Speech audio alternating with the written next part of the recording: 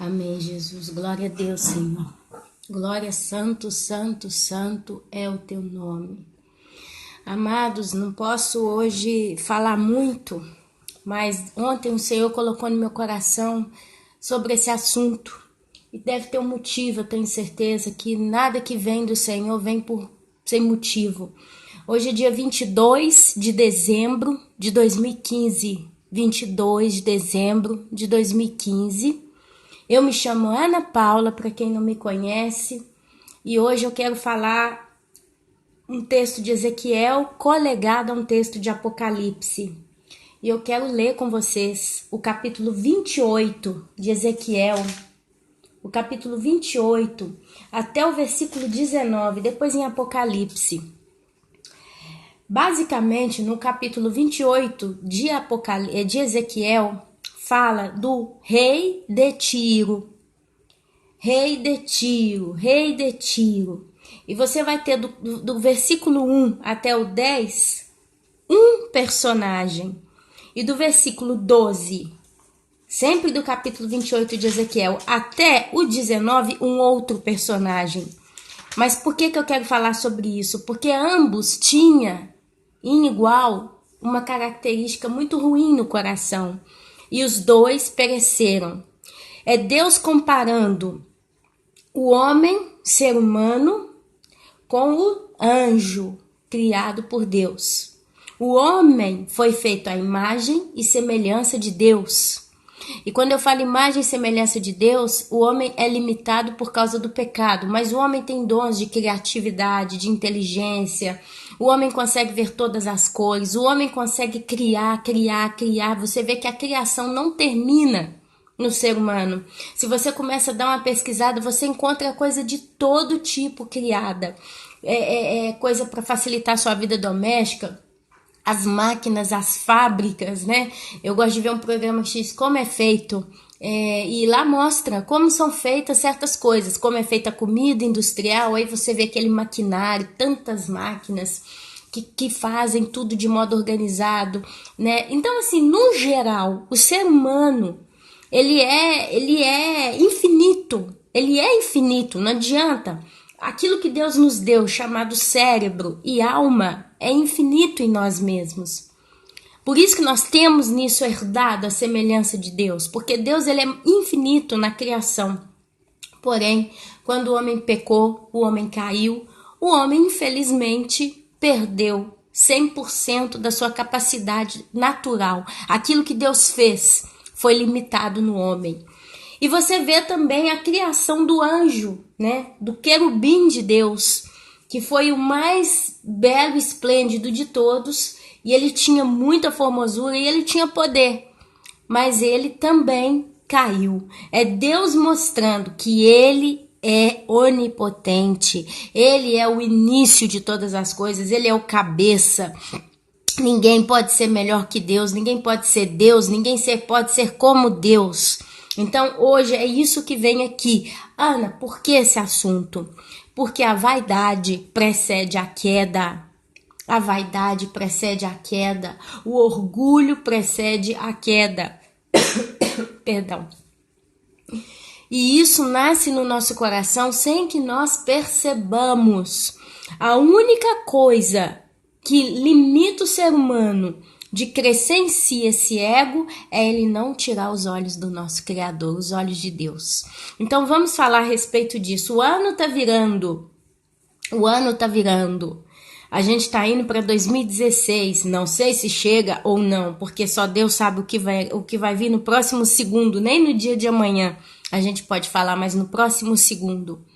E você lê aqui, olha, veio a mim a palavra do Senhor, a mim, Ezequiel, a palavra do Senhor dizendo: Filho do homem, dize ao príncipe de Tiro, assim diz o Senhor Deus, visto que se eleva o teu coração e dizes, eu sou Deus, sobre a cadeira de Deus me assento, no coração dos mares, e não passas de homem e não és Deus, ainda que estimas o teu coração como se for o coração de Deus, sim, és mais sábio que Daniel, ok, não há segredo algum que se possa esconder de ti, vá bem, Pela tua sabedoria e pelo teu entendimento, alcançaste o teu poder e adquiriste ouro e prata nos teus tesouros. Pela extensão da tua sabedoria no teu comércio, aumentaste as tuas riquezas e por causa delas se eleva o teu coração. Entendeu, meus irmãos? Aqui o que está dizendo? Aqui está descrevendo a vaidade de um homem. Não passas de homem e não és Deus. Sempre no versículo 1 do capítulo 28 de Ezequiel, está se falando ao príncipe de Tiro, um ser humano. Pela extensão da tua sabedoria no teu comércio, aumentaste as tuas riquezas. Se você ler o capítulo anterior sobre profecia contra Tiro, capítulo 27, você vai ver, já do 26, você vai ver que Tiro era uma região que ficava marítima, né? Vamos dizer assim, uma região marítima. Se eu não me engano, era praticamente uma ilha e ela era centro de comércio. Todos os povos ao seu redor, até Israel, fazia comércio com Tiro. E eles eram muito vaidosos, eles tinham navios maravilhosos, mercantis e etc. Então, por motivo da sua vaidade, da sua riqueza, do seu poder, todos os povos vinham fazer comércio com eles. O rei de Tiro, o príncipe de Tiro, engrandeceu em seu coração, porque a riqueza deles era muito grande. Então você tem que ler um pouquinho do capítulo 26, começa lá, para você entender que Deus ele descreve o reino de Tiro e depois ele lança uma profecia contra o próprio rei ou príncipe de Tiro. E aqui ele fala: visto que estimas o teu coração como se for o coração de Deus. Então a vaidade, o orgulho desse homem, desse rei de Tiro, chegou tão alto que ele se sentiu como Deus. Porque ele não perdia nada, ele só ganhava, enriquecia, o comércio ia de vento em popa, era uma sociedade extremamente evoluída naquele período deles. Então isso subiu a cabeça dele. A Bíblia diz que ele era mais sábio do que o próprio Daniel, né? E ok, aqui tem sentido dizer que era mais sábio do que Daniel, porque o homem mais sábio que teve na terra se chama Salomão, porque Deus deu a ele a sabedoria.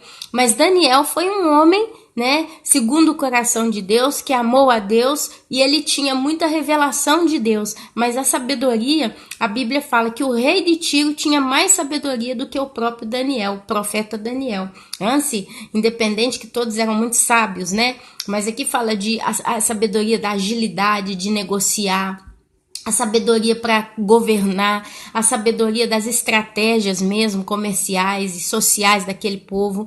Então era um homem muito sábio, e ao ponto que o coração dele se elevou pela extensão da sabedoria, do comércio que ele fazia. Ele aumentava as riquezas dele, e por causa de tudo que ele conseguiu ajuntar, acumular, o coração dele se elevou, e ele disse: eu sou como Deus. Então, visto que estimo o teu coração, a sua alma, o seu ego, como se fosse o próprio Deus, aí Deus vai e fala para ele o seguinte: eis que trarei sobre ti os mais terríveis estrangeiros dentre as nações, os quais desembainharão a espada contra a formosura da tua sabedoria e marcharão o teu esplendor. Eles te farão descer a cova e morrerás da morte dos transpassados no coração dos mares. Dirás ainda daquele que te matar, eu sou Deus? Quer dizer, com toda a sabedoria, com todo o poder, com toda a pompa que aquele príncipe tinha, a Bíblia fala que ele morreu e foi para o coração dos mares. Se você pesquisa um pouquinho na internet, inclusive no meu canal tem Profecia contra Tiro.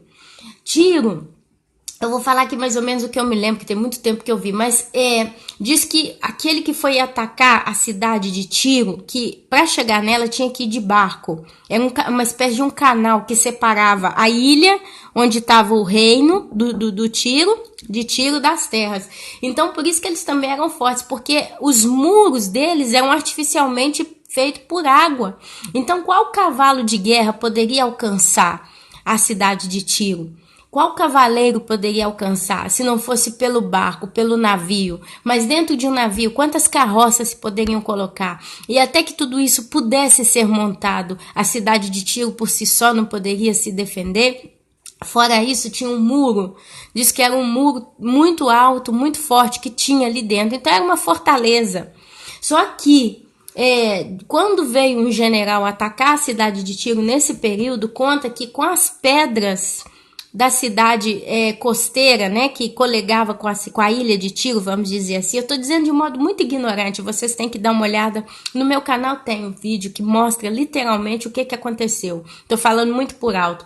Mas aquele general, que eu não me lembro quem foi, quando ele foi atacar a cidade de Tiro, sabe o que ele fez? Com as pedras da cidade costeira que ele destruiu, ele construiu uma espécie de ponte. Eles foram construindo uma ponte com as pedras e foram construindo uma ponte, né? E até chegar à ilha de Tiro. E ali os cavalos conseguiram caminhar com as suas carroças. Invadiram o coração dos mares.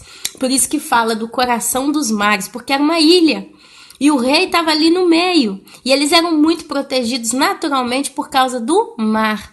Aí veio um general, nesse caso que Deus levantou, construiu uma espécie de ponte de pedras, né? Uma ponte mesmo, eu não sei, uma barreira, como é que se chama? E ali os cavalos conseguiram invadir a cidade de Tiro, arrebentou com tudo. E aqui a Bíblia fala: eles te farão descer a cova e morrerás da morte dos traspassados no coração dos mares. E dirás ainda diante daquele que te matar: eu sou Deus? Aqui nós vemos, amados, a fragilidade humana. Pois não passas de homem. Olha aqui como que esse texto fala que aqui se está referindo a um ser humano. Pois não passas de homem e não és Deus. No poder do que te transpassa. Da morte de incircuncisos morrerás por intermédio de estrangeiros. Porque eu o falei, diz o Senhor Deus. Por que falo de incircunciso?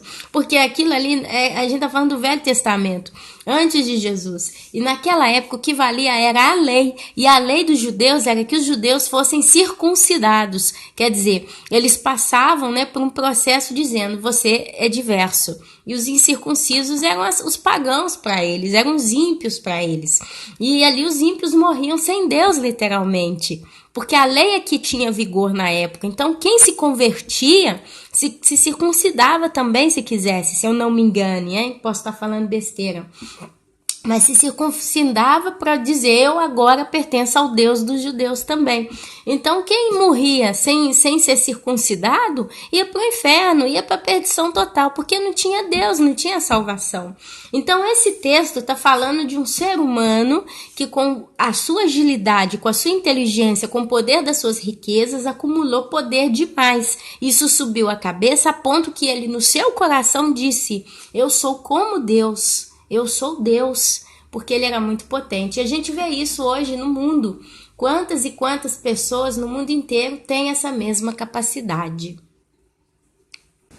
E agora, amados, a gente continua lendo aqui outra lamentação contra o rei de Tiro, que parte do versículo 11, sempre do capítulo 28 em diante. Olha só o que a Bíblia diz.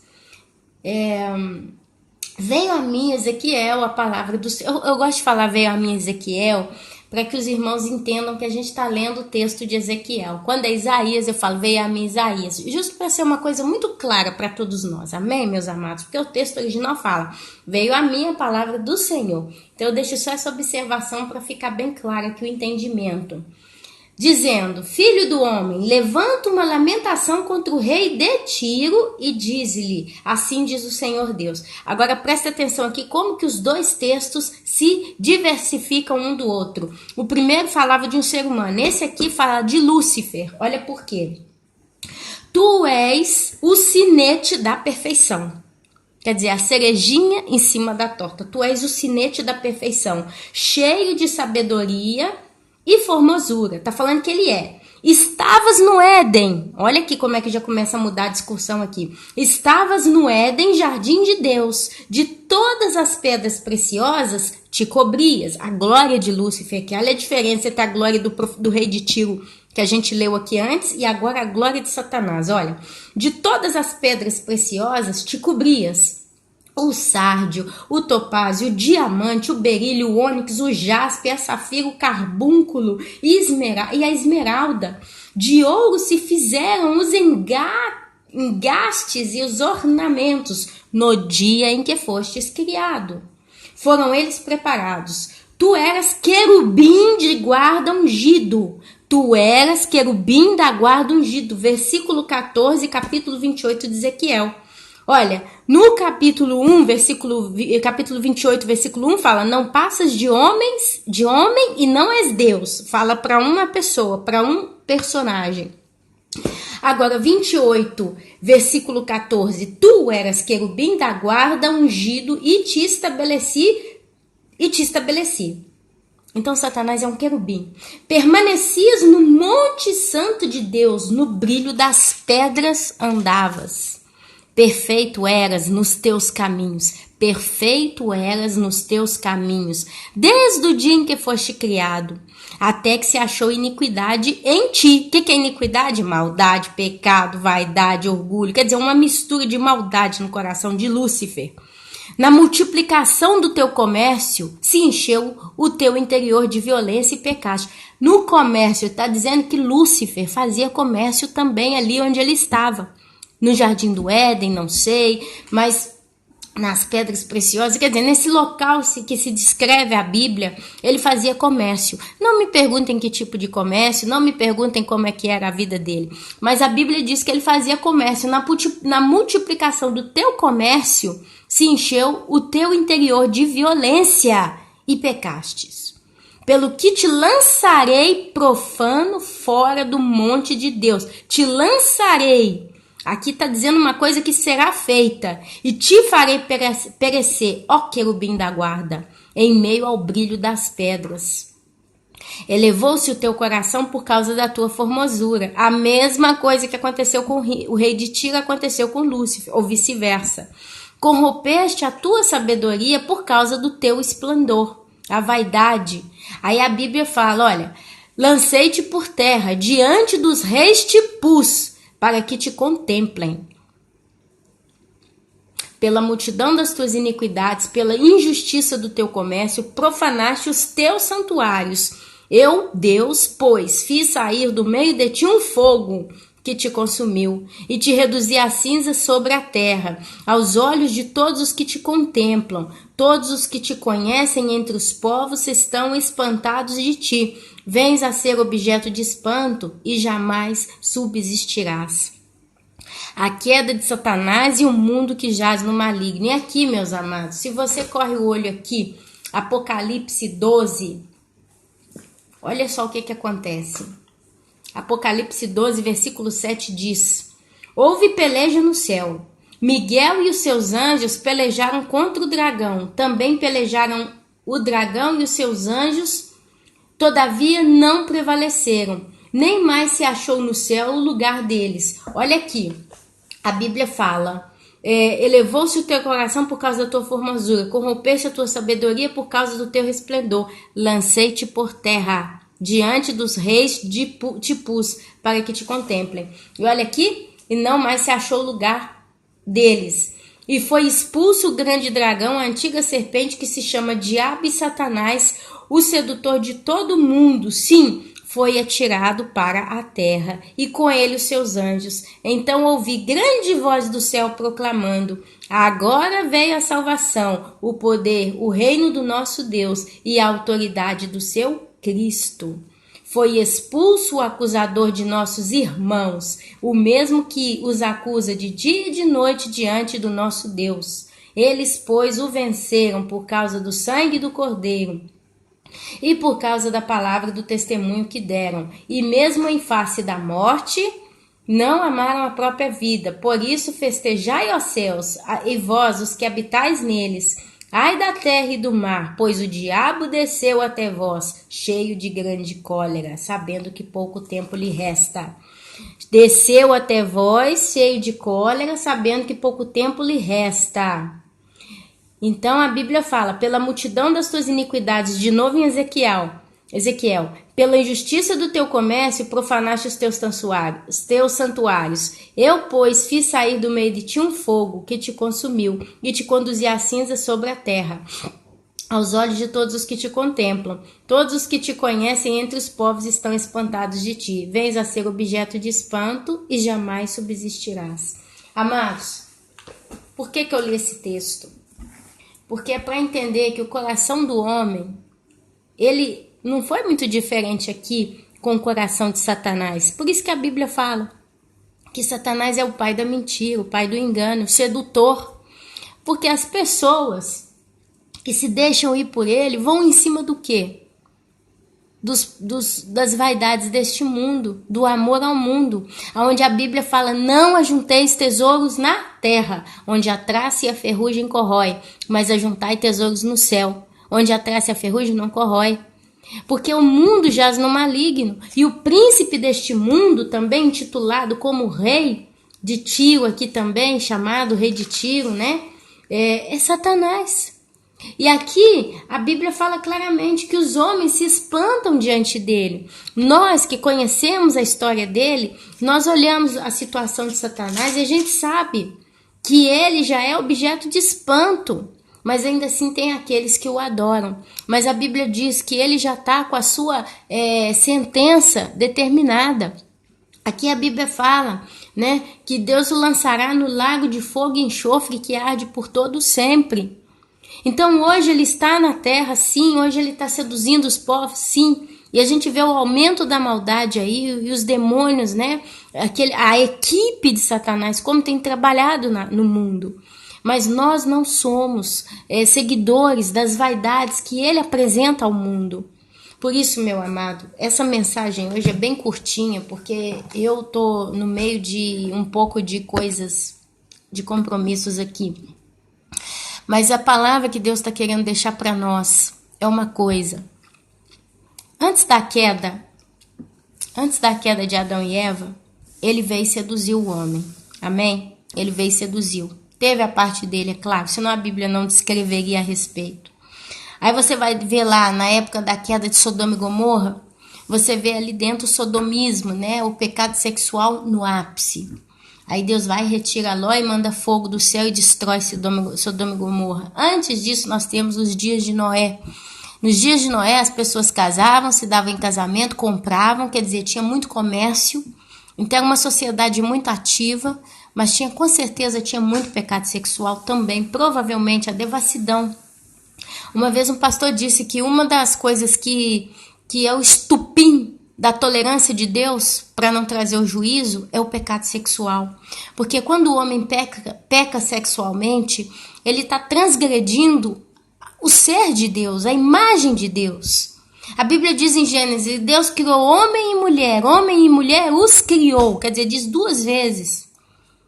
E a Bíblia fala que a mulher é submissa ao homem, o homem o cuidador da mulher, né?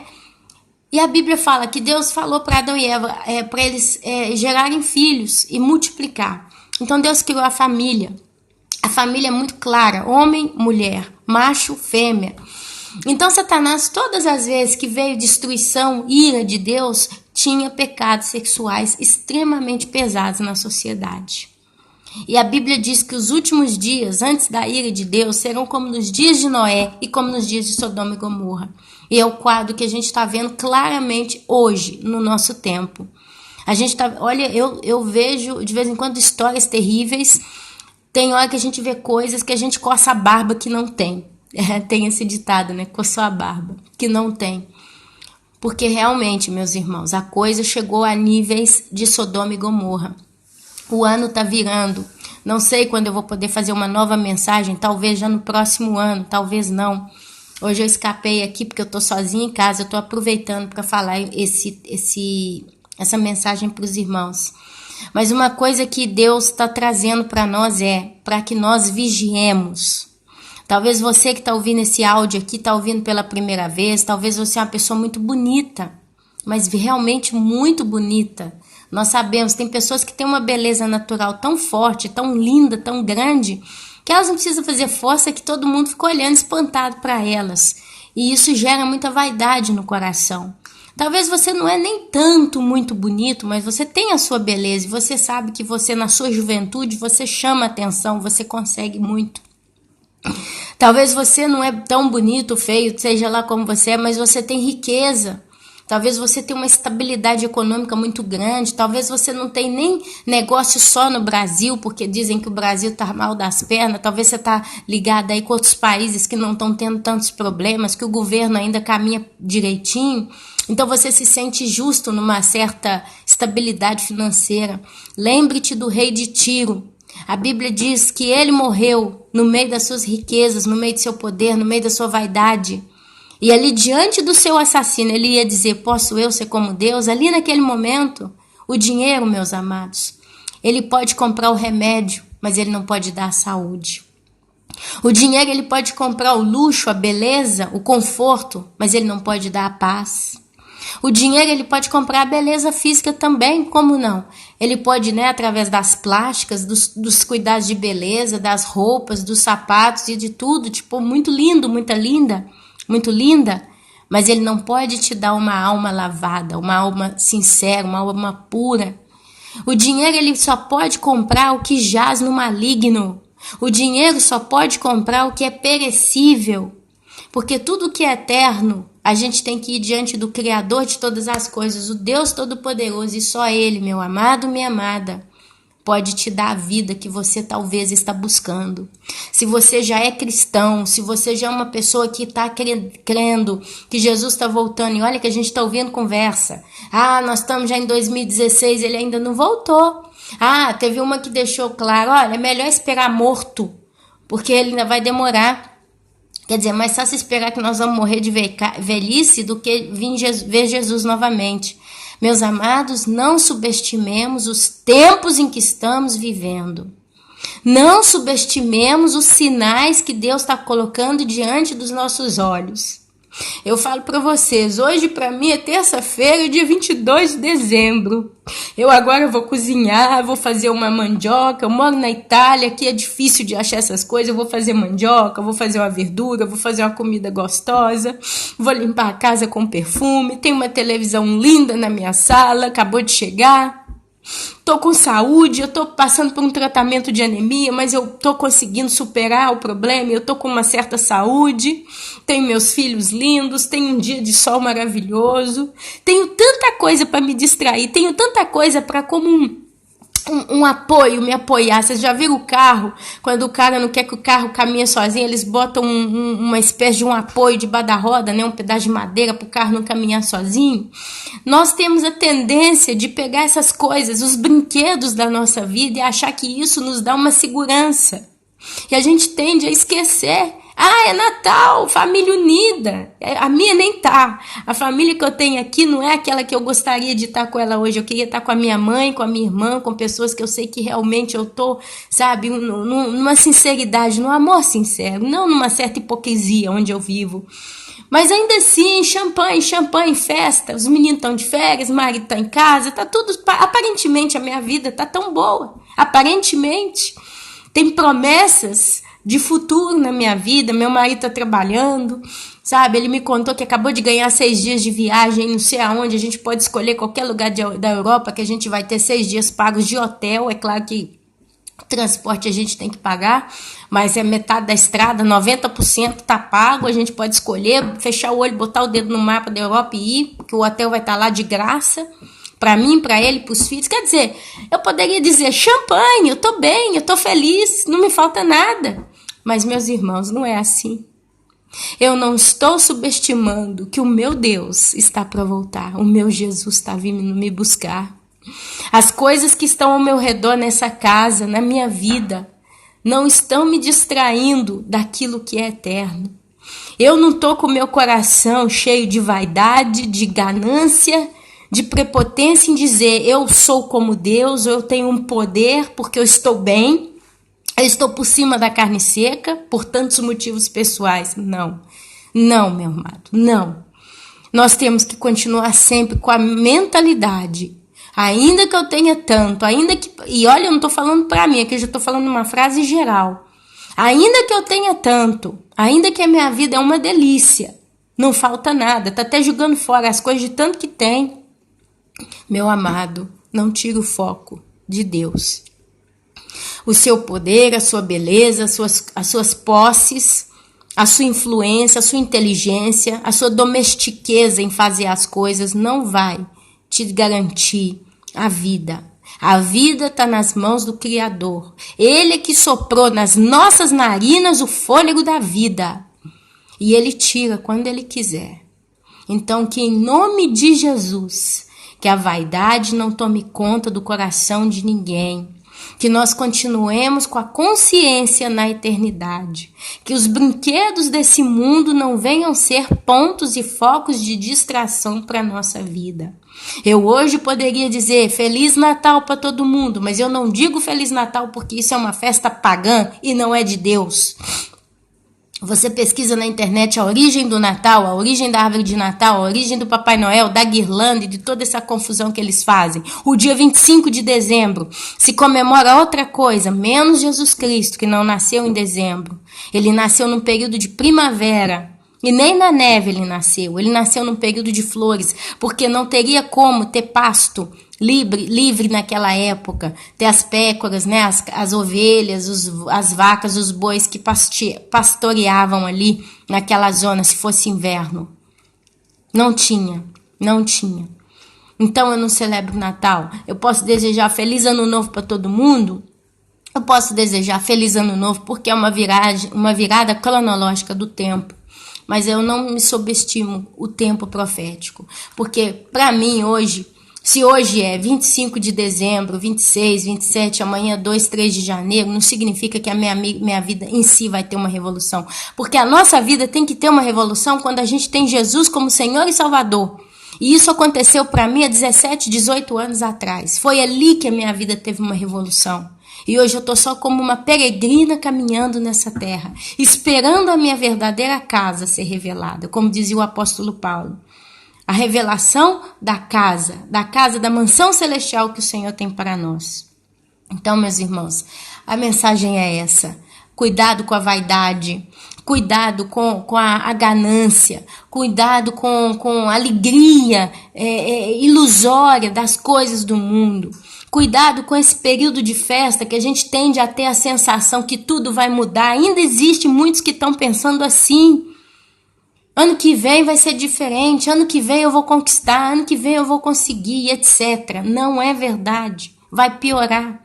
Vai piorar no Brasil, vai piorar no mundo. As coisas estão iminentes, a gente está vendo com os nossos olhos. Eu ainda tenho que me atualizar com as minhas informações que eu tenho. As novas notícias desses 2 últimos dias que eu não acessei internet, computador, não acessei nada. Mas eu sei que tem muita coisa para se atualizar. Meu amado, minha amada, não perca o foco do céu. Não perca o foco de Deus. Não perca o foco da santidade. Não perca o foco da humildade, de que você pode ser o que for, mas acima de você tem um Deus Todo-Poderoso que é infinitamente mais. Não perca essa certeza. Em nome de Jesus, não permita jamais que a alegria dos seus netos, a alegria dos seus filhos, de estar com eles na sua casa e todas essas coisas te seguem da realidade espiritual em que nós nos encontramos. E assim agora eu posso desejar do fundo do meu coração um bom fim de ano para cada um. Para que isso sirva de reforçar, já de hoje, até então, até a eternidade, os seus passos com Deus. Não espere virar o ano para começar nada, talvez nós não vamos ter tempo. Mas hoje é o momento, agora, é agora. Se você está ouvindo pela primeira vez esse tipo de mensagem, acorde, é agora a sua chance. Pode ser que depois você não vai ter mais. E assim, meu querido, minha querida, eu abençoo a cada um de vocês em nome de Jesus com consciência e com humildade. E que cada um saiba o seu lugar realmente pelo Espírito Santo, não pela vaidade humana. Que você realmente olhe para você e entenda quem e o que você é. Você é criatura, não criador. Você é criatura de Deus, mas hoje não só é filho também, porque Ele deu Jesus naquela cruz para morrer por você. Então você é criado por Deus, é filho de Deus, é maravilhoso como ser, mas é sempre inferior ao seu Criador, que é o Todo-Poderoso. E assim, meus amados, nunca deixem de ter consciência. Você pode ser muito bonita, muito bonito, muito rico, muito esplendoroso, etc. Mas não deixe que isso suba a sua cabeça, porque isso é gota de morte, de veneno para a sua vida. Um detalhe, na eternidade, todo mundo vai ser glorioso, porque Deus nos promete, nem olhos viram, nem ouvidos ouviram, o que Deus tem preparado para aqueles que o amam. A Bíblia diz que nós vamos ter os corpos glorificados. A Bíblia diz que nós vamos ser filhos de Deus ali no céu e nós vamos caminhar realmente numa situação que não vai ter nem lágrima, nem choro, nem ranger de dentes, nem nada. Só alegria. Vem para o gozo do Pai. Então, prepare seu coração para a eternidade, pela fé, acreditando naquilo que hoje nós ainda não podemos ver, mas tendo uma expectativa maravilhosa no coração, de que o que Deus está preparando para nós, só o fato de poder estar junto dele, já é a maior das alegrias. Não se iluda com o mundo, em nome de Jesus, porque o príncipe desse mundo, ele já é caído. Ele foi o primeiro que caiu, de todos, ele foi o primeiro. E ele inaugurou a morte na terra, quando ele foi lançado do céu. E ele tem sede de morte, de maldade, de destruição. Ele veio para roubar, matar e destruir. Então não se iluda com os brinquedos do mundo, ainda que você tenha. Não se iluda com os brinquedos deste mundo. Seja homem, seja mulher de Deus. Seja forte, convicto no Espírito Santo. Com a cabeça erguida, não pelo orgulho, ou pela prepotência, ou pela vaidade, mas com a cabeça erguida para olhar para o céu pela esperança vindoura que está vindo para nós. Eu sou assim, eu começo a falar, não quero parar, mas eu tenho que parar hoje por força. Amados, então é isso, tá? Final de ano, tem muita coisa, muita responsabilidade para eu fazer e eu preciso dar conta do recado aqui sozinha. Mas eu gostei muito de ter tido essa oportunidade de estar podendo deixar esse vídeo aqui para vocês, tá? Se eu demorar esses dias para postar vídeo, eu espero que os irmãos entendam, é porque realmente a minha vida tá uma correria, realmente é muita coisa para fazer. Mas eu glorifico a Deus, porque eu coloquei no meu coração, Ana Paula, você tá doente. Você tem um câncer, e é um câncer muito perigoso, e ele tá na sua alma. E se você não lê a Bíblia todo dia 10 minutos, tomar um golinho desse bálsamo de vida, esse câncer vai se manifestar novamente e ele vai te matar. Esse câncer espiritual. Então eu preciso refletir nas coisas de Deus. E com isso, glória a Deus, vem as mensagens, vem a palavra. Mas ainda assim, todos os dias de manhã, eu preciso dedicar o meu tempo ao meu Criador. Todos nós temos um câncer espiritual chamado morte. É o pior câncer. Tem gente que tem câncer na medula, no sangue, no coração, no pulmão, sei lá. Mas o câncer espiritual, ele é o pior de todos, porque ele é morte certa. Se o Espírito Santo não é administrado todos os dias na nossa vida. Nos dias de festas, nos dias de alegria, nos dias de champanhe, não se esqueça, meu querido, minha querida, de separar seus 10 minutos para Deus. Ele é o ser mais importante da nossa vida. Ana tem parente em casa, veio gente de fora, eu tô com a casa cheia de visita. Levanta 10 minutos mais cedo, ainda enquanto todo mundo está dormindo, e vai ler a palavra de Deus. Porque você precisa mais do que nunca nesse período de estar reforçado com a graça do Senhor na sua vida. Porque os dias são maus. Que não nos deixemos iludir pelos foguetes do Réveillon. Não nos deixemos iludir pelo champanhe, pelo peru, pelo pernil, pela comida maravilhosa que se come no Brasil ou no mundo inteiro. Não nos deixemos nos iludir, porque a qualquer momento pode vir repentina destruição. Amém, meus irmãos? A qualquer momento pode vir um arrebatamento. A qualquer momento pode vir a morte bater na sua porta. Então não deixe de vigiar. Porque esse período é o pior de todos, praticamente. É quando o ser humano está em transe. Está em transe. Que nós possamos estar fortes no nosso amado Senhor e Salvador Jesus. Amém? Jesus abençoe a todos.